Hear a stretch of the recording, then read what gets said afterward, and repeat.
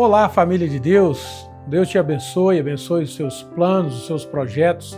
Seja muito bem-vindo ao devocional aqui do canal Instante da Graça. Se você ainda não é inscrito por aqui, a hora é essa.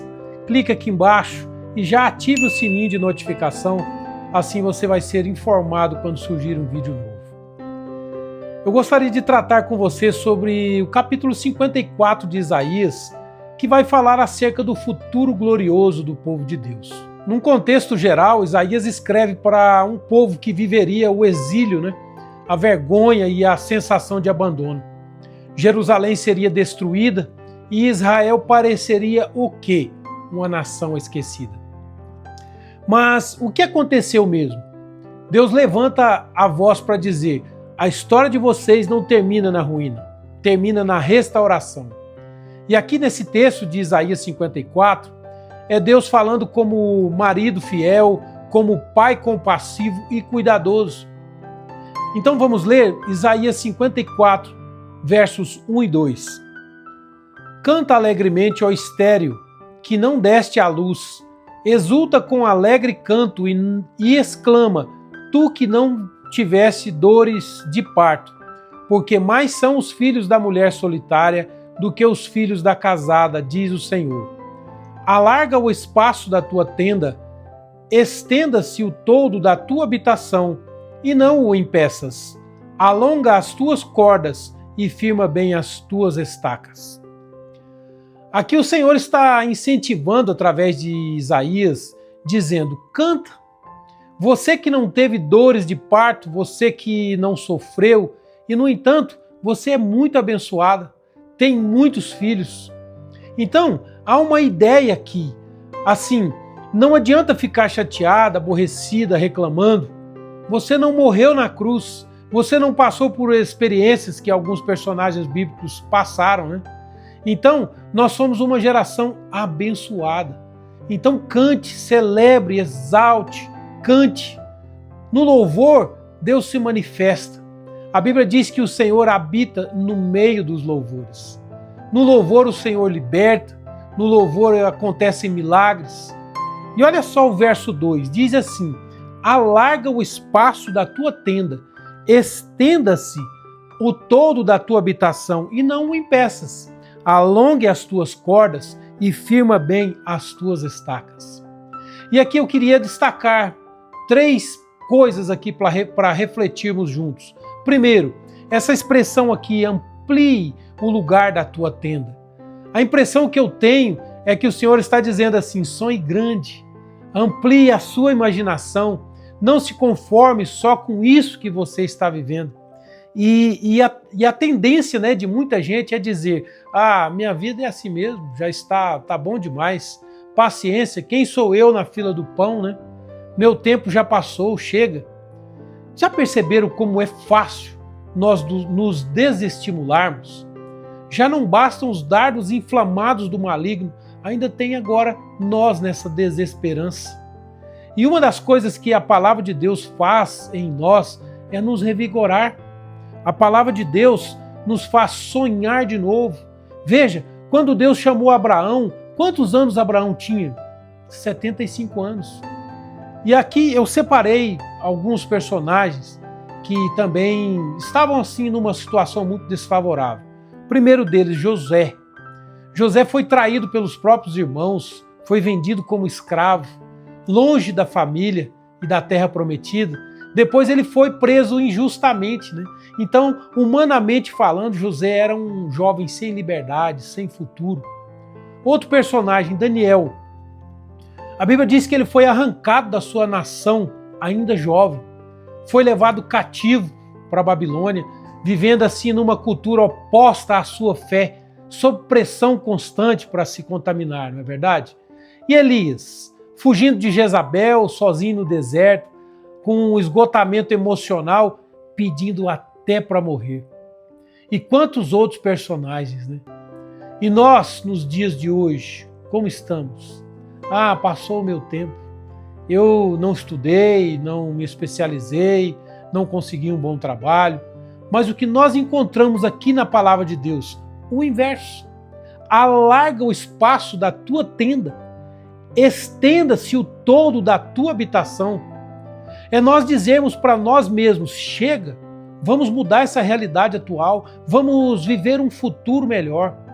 E o interessante é que a gente olha para a gente mesmo e diz, mas eu não tenho recurso financeiro, eu não sei fazer muita coisa, isso não vai dar certo, chega, para mim tá bom.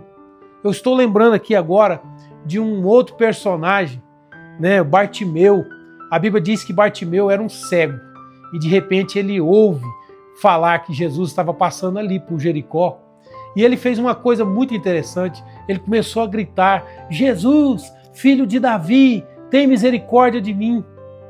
E sabe o que as pessoas disseram para ele naquela circunstância? Cala a boca. Quem sabe até alguém tenha dito, você é cego, Jesus não vai te dar atenção, ele não vai parar por sua causa. Mas na verdade, essa foi a mensagem direta que foi dada ali, naquele cala-boca, né? Mas o texto diz que ele gritava cada vez mais alto. Jesus, filho de Davi, tem misericórdia de mim. E por causa dessa atitude dele, Jesus para e diz, chama esse moço. Então, Jesus pergunta para ele, o que é que você quer? Ele diz, Senhor, eu quero ver. E Jesus simplesmente disse, então veja. Qual é o segredo aqui? É você não se conformar com o que você está passando.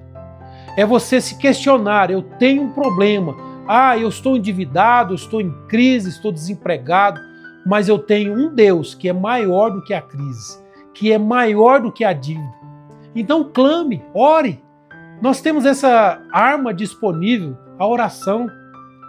Então quando eu vejo o Bartimeu gritando e quando eu vejo o texto dizendo amplia, sonhe, eu vejo uma conexão aqui, sabe? Outro personagem, Zaqueu. A Bíblia diz que Zaqueu era cobrador de impostos, um cara bem realizado financeiramente, estabilizado, mas havia um vazio no coração dele. E ele não gritou como Bartimeu, mas ele, tentando ver Jesus, subiu numa árvore e sabia que Jesus ia passar por ali. E seria a última vez que Jesus passaria por Jericó antes de ser crucificado. Então ele subiu naquela árvore e ele ficou esperando Jesus passar. E quando Jesus passou, ele não sabia quem era Jesus. Então Jesus disse, Zaqueu, desce depressa, eu vou para sua casa. Mas qual foi o segredo? Foi a iniciativa. Foi não se conformar com a realidade. Quem sou eu? Sou pequeno, tenho baixa estatura, até tenho dinheiro, mas nessa hora o dinheiro nem valeu de nada, né? Ele poderia se lamentar, murmurar, muitos de nós fazemos. Porque não dá, eu estou cansado, é sempre assim, minha vida não muda, vou ficar nisso mesmo. E o Senhor está dizendo, cante alegremente e amplia a sua tenda. Mais uma pessoa aqui que eu separei, que eu lembrei, a Bíblia conta a história de uma mulher que tinha uma hemorragia permanente, lembra? Há mais de 12 anos. Você imagina o que era isso para aquela mulher? Assim de cara, vamos dizer, era muita anemia, não é? Mas o texto diz que ela, sabendo que Jesus estava por ali, ele entra no meio da multidão e ela vem para tocar em Jesus. Veja, quem ensinou isso para ela? Quem disse que isso ia dar certo? Um grita, Jesus, filho de Davi, tem misericórdia de mim. Quem disse que isso ia dar certo? Que Jesus ia dar atenção para ele? O outro sobe na árvore. Quem disse que Jesus ia olhar para Zaqueu? Tudo bem gritar, subir na árvore, tá tudo certo. Agora essa mulher que tinha uma hemorragia, por uma questão até de tradição, né? Essa mulher ela era considerada imunda. Ela não poderia estar ali. Mas ela coloca no coração, se eu tocar nele, eu serei curada. Olha isso. Mas ela tocou, ela não se conformou. E às vezes a gente para por muito menos, não é verdade?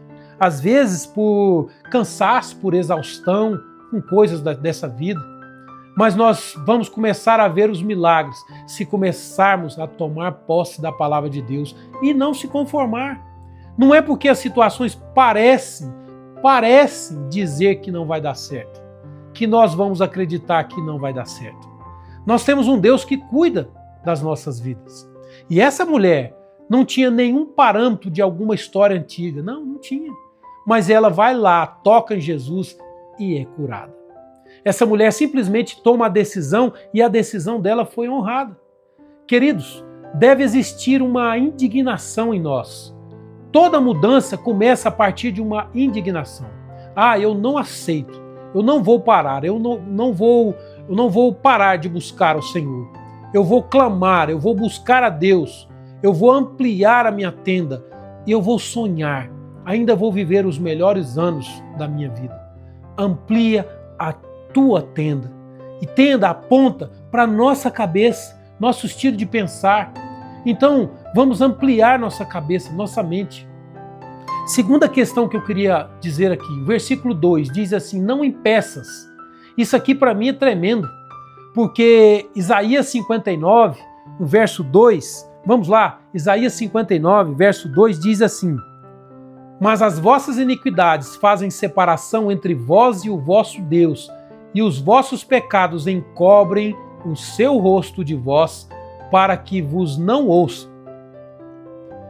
Então existe um impedimento para que Deus nos veja e nos ouça, as nossas iniquidades. A incredulidade também é um impedimento. Se você crê que não vai dar certo, então não vai dar certo. É um direito que você tem de crer ou não crer. Tudo é possível ao que crê. Não impeças, diz a palavra. Quer dizer, a murmuração, a incredulidade, o desânimo e quantas outras coisas. Então nós precisamos entender que nós não podemos colocar tropeço. Terceira coisa que eu queria deixar aqui com você. Firme bem as suas estacas. E aqui fala de onde nós estamos firmados os nossos pés, a nossa vida. Nós precisamos estar firmados os nossos pés na palavra de Deus. Jesus, ele foi tentado no deserto e ele respondeu com a palavra de Deus. Se tu és o Filho de Deus, transforma essas pedras em pães, porque está escrito que o Senhor vai suprir todas as suas necessidades. E Jesus responde o quê? Também está escrito, nem só de pão viverá o homem. Então firma bem as tuas estacas. Firmado onde? Na palavra de Deus. A palavra de Deus permanece para sempre. Então eu volto a dizer, cante, louve, porque você não sofreu. E no entanto, você é mais abençoado do que muitos outros. Amém? Amplia a tua tenda, não impeças e firma bem os teus passos no Senhor, em nome de Jesus. Se essa palavra ministrou ao seu coração, compartilhe ela com alguém. Se você ainda não é inscrito aqui no canal Instante da Graça, aproveite a oportunidade, clica aqui embaixo, já ative o sininho de notificação, assim você será avisado quando surgir um vídeo novo. Deus te abençoe, ilumine a sua mente, te fortaleça nesse dia, fique em paz, até a próxima.